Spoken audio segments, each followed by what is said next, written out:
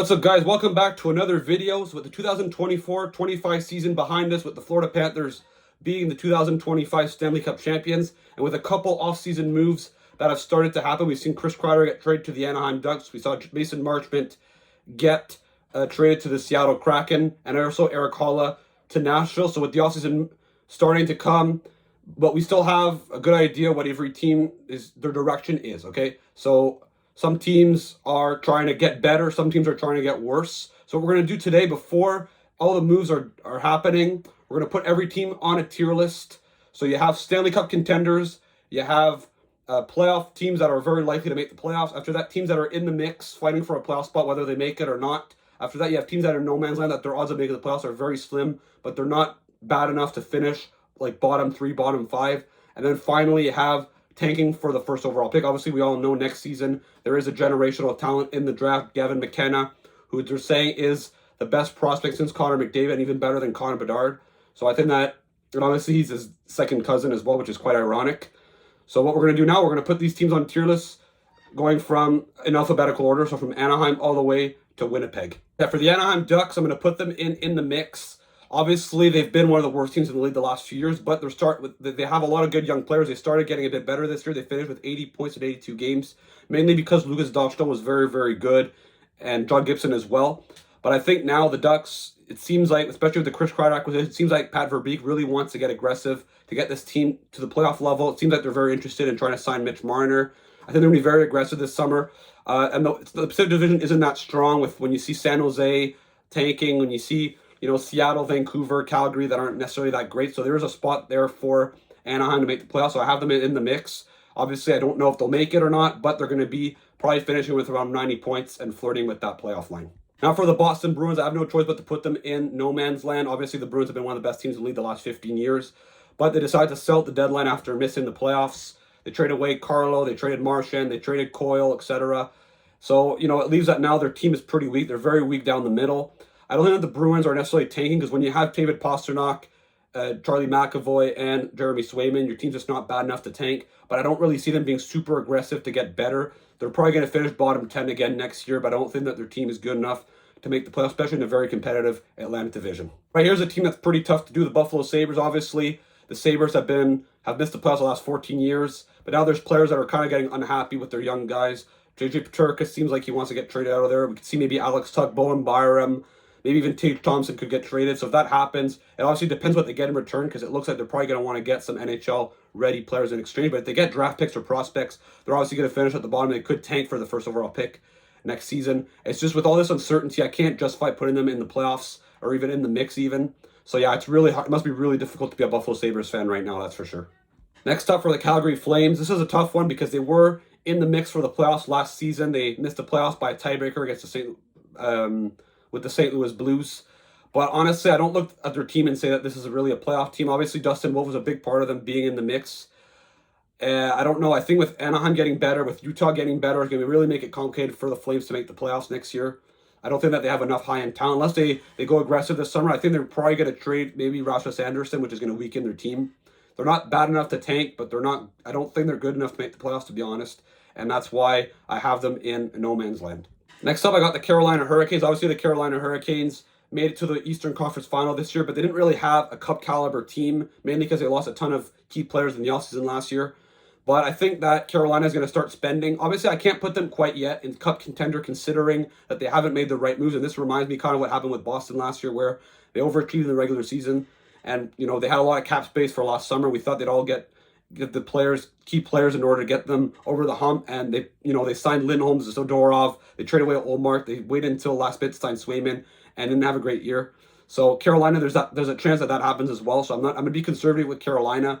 However, if the right moves are made, they could easily be, easily in contender for sure, and they could maybe even get to the Stanley Cup final if all goes well. Obviously, when you have to play the Florida Panthers potentially in the Eastern Conference Final, that complicates your route. However, Carolina's in a good position, but I can't go contender quite yet. For Chicago, obviously, Chicago's been one of the worst teams in the league the last years. They've been taking hard. Seems like Chicago wants to get a bit better and get some help for Connor Bedard. However, I still think that they're probably going to finish still bottom 3 or worst bottom 5, or best bottom 5, I should say.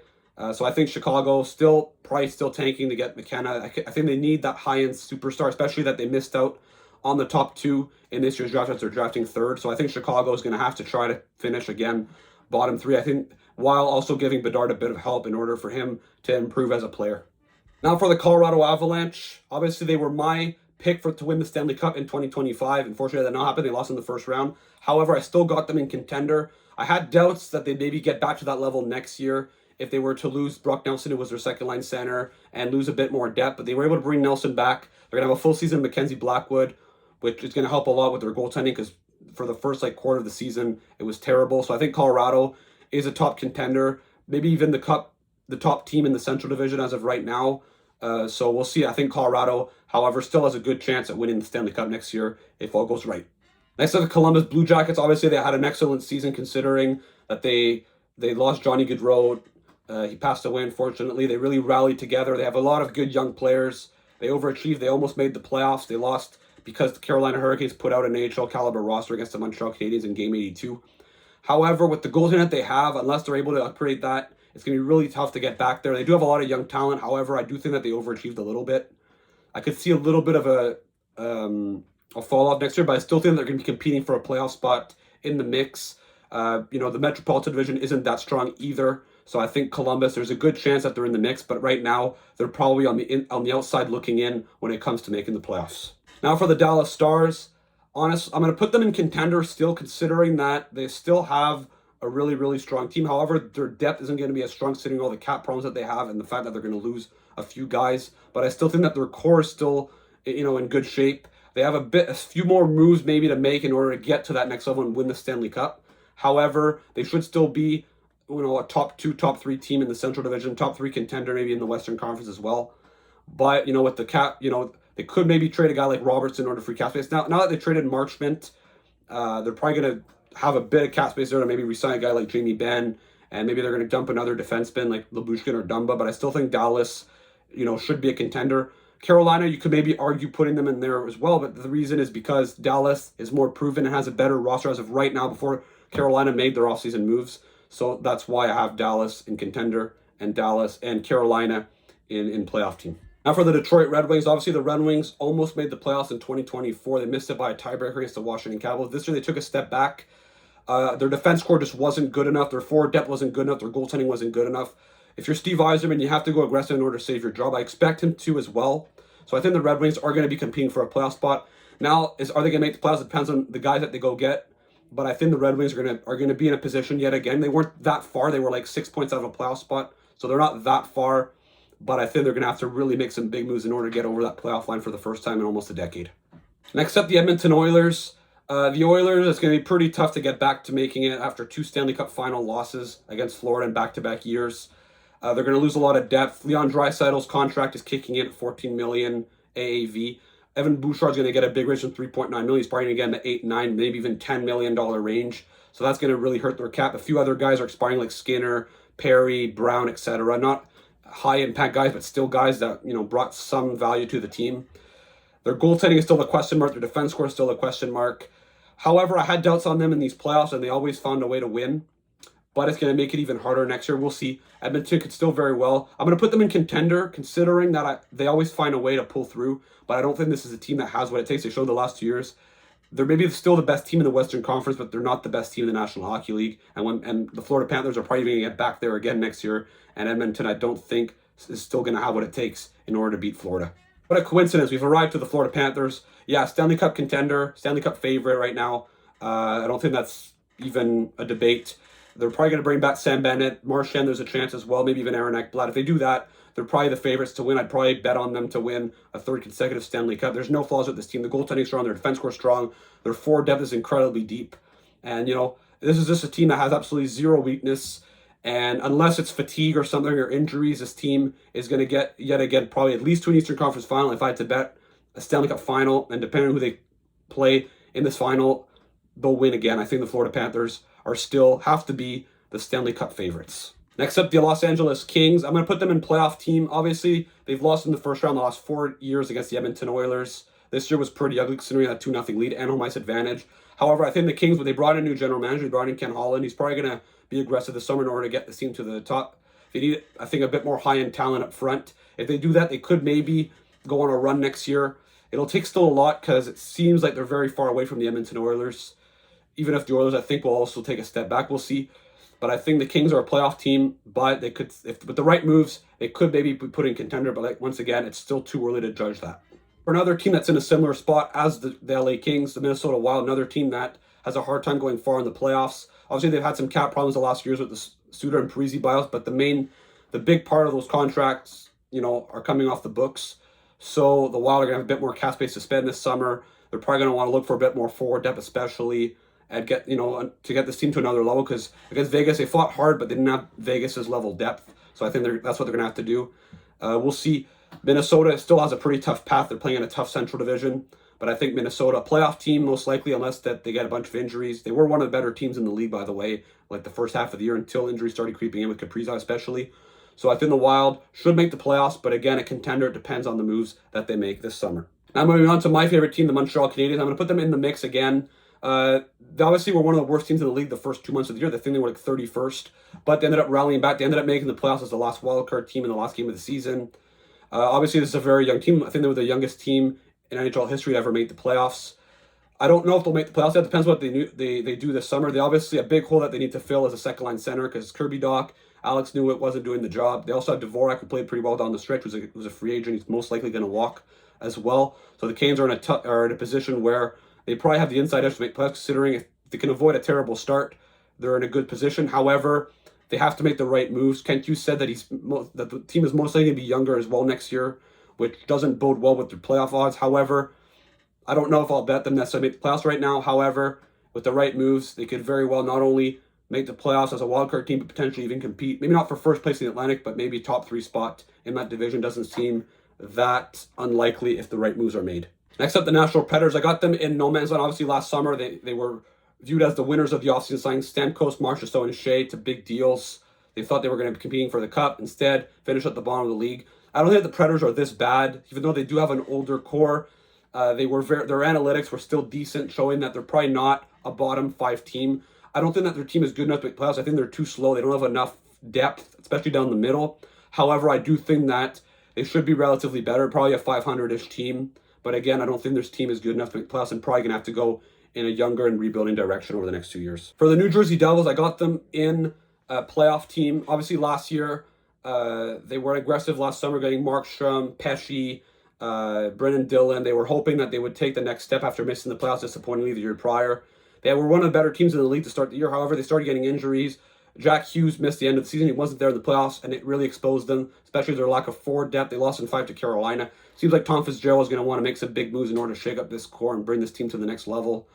Obviously, I don't know what their moves are going to be, so I can't quite put them in contender, because if the right moves are made, they could very well find themselves in that position. But as of right now, I'd probably have them as a playoff team. They're able to avoid injuries. They should comfortably have made it. They're probably going to finish around 100 points-ish, so we'll see.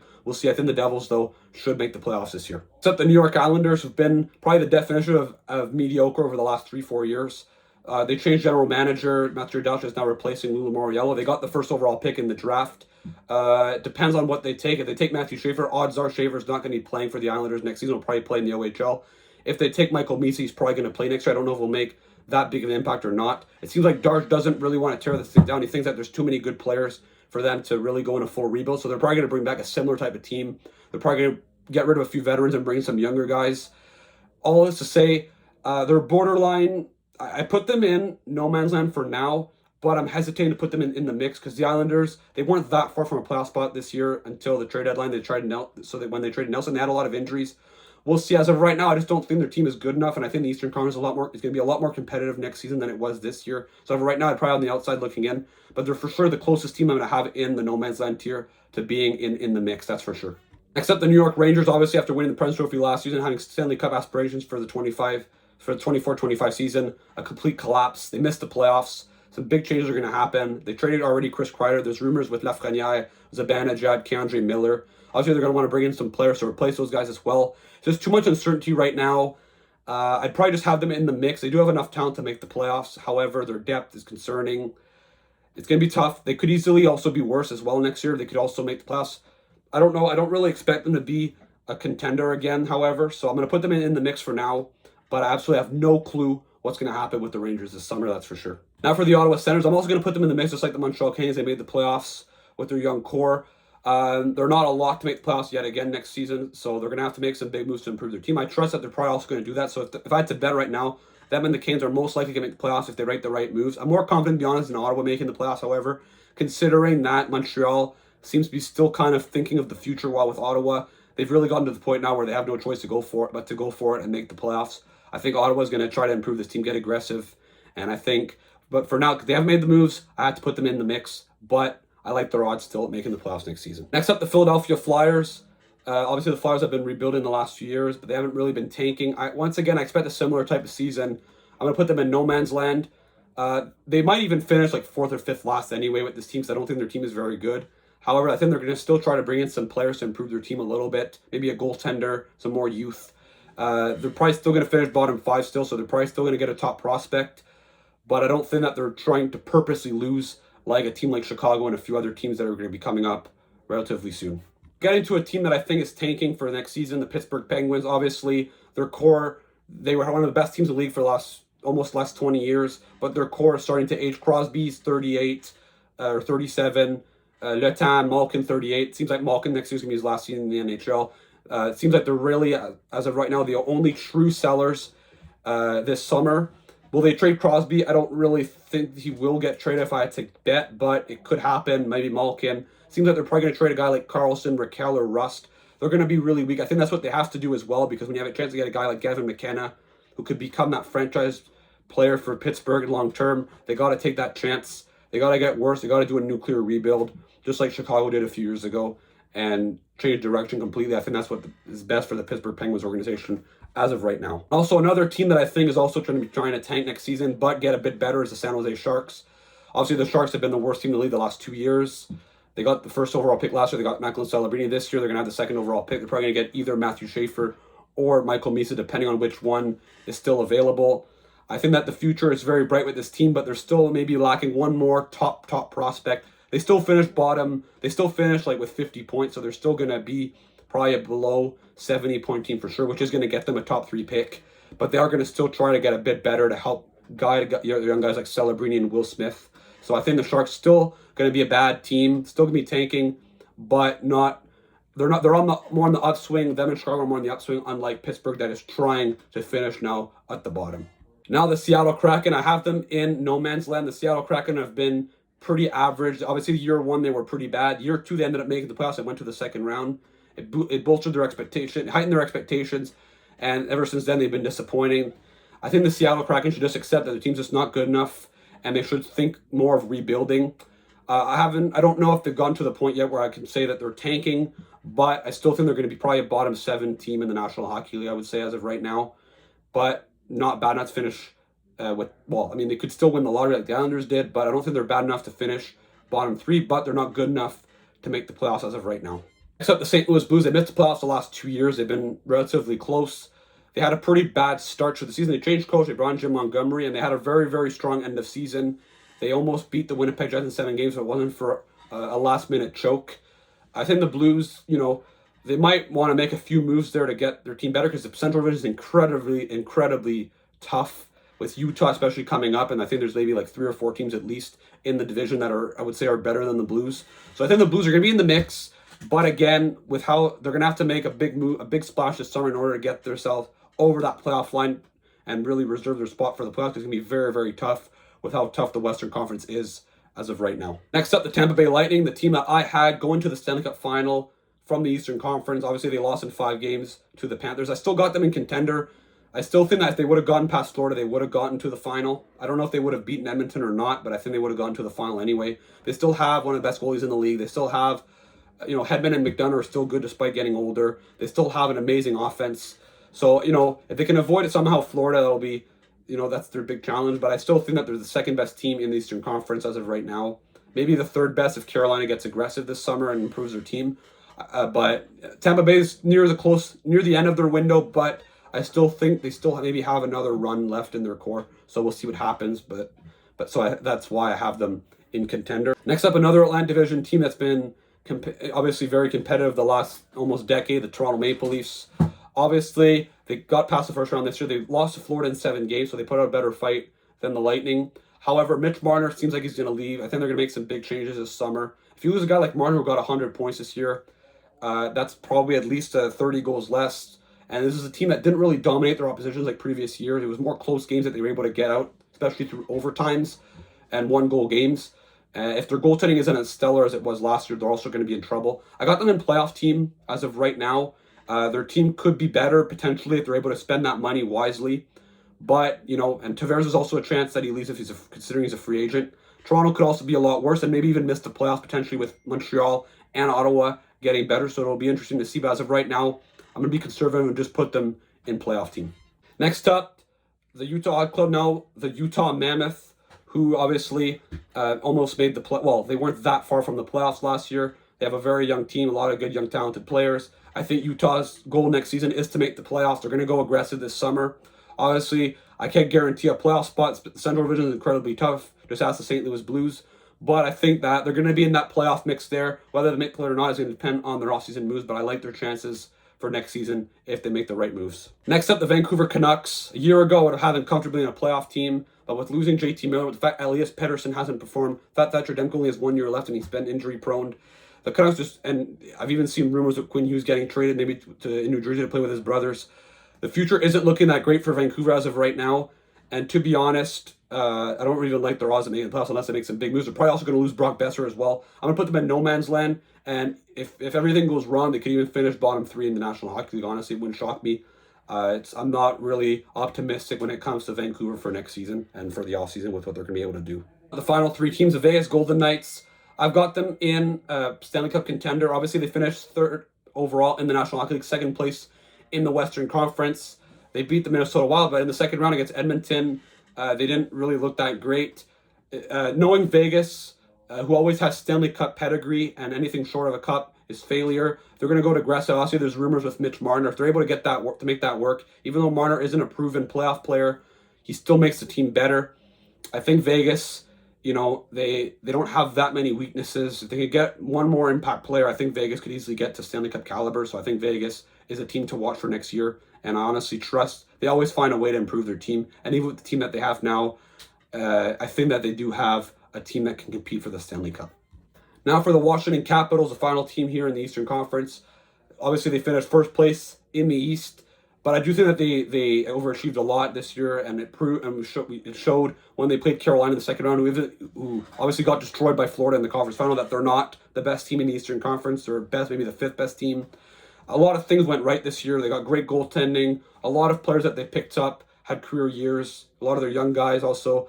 I think Washington's still going to make the playoffs, but it's Ovechkin's last season. He's probably not going to train as hard as he did over the last few years, or be as motivated, considering that he beat the record and that was his goal for the season. So I think Washington most likely make the playoffs because the Metro Division is very weak. However, I don't think that they're a contender, and honestly, I wouldn't be that shocked if the Capitals ended up missing the playoffs next season, even though, as of right now, I would have them in. For the final team, I got the Winnipeg Jets. Obviously, the Jets won the President's Trophy this year. They've been one of the better regular season teams in the league the last 3 years. However, they struggled in the playoffs, mainly because Connor Hellebuck hasn't performed up to his full potential. Once again, Nikolai Ehlers is a free agent this summer. They also have to sign Gabe Vilardi and Dylan Sandberg to extensions. Both are RFAs, however, so the odds of them losing them are pretty slim. It's just they don't really have a second-line center. It seems like they're interested in Jonathan Toews. Is he really that guy considering he hasn't played in 2 years? I'm not that sure. It depends on Hellebuck. Hellebuck is their best player. When he's on, the Jets are able to win. When he's not, the Jets don't look that great. Honestly, I find they're best, maybe the 3rd best team in the Central Division. Really, when you look in the playoffs, they're a good regular season team, yes, but come playoff time, they struggle. Until I see them go deep in the playoffs and Hellebuck really stand on his head, I can't bet on the Jets at being contender. That's why I have them only in playoff time, despite probably being, once again, a very, very good regular season team next season. So that puts an end to this video. Let me know in the comments, do you agree with this tier list? Which teams are too high? Which teams are too low? Let me know in the comments, what should your favorite team do this summer in order to get your team in a higher tier, or even lower tier if you're, let's say, the Pittsburgh Penguins fan that really wants your team to get the 1st overall pick and draft Gavin McKenna. So let me know there. Don't forget to check out the offseason content that's going to be coming out over the next few months. Don't forget to like and subscribe, and I'll see you again for another video. Ciao.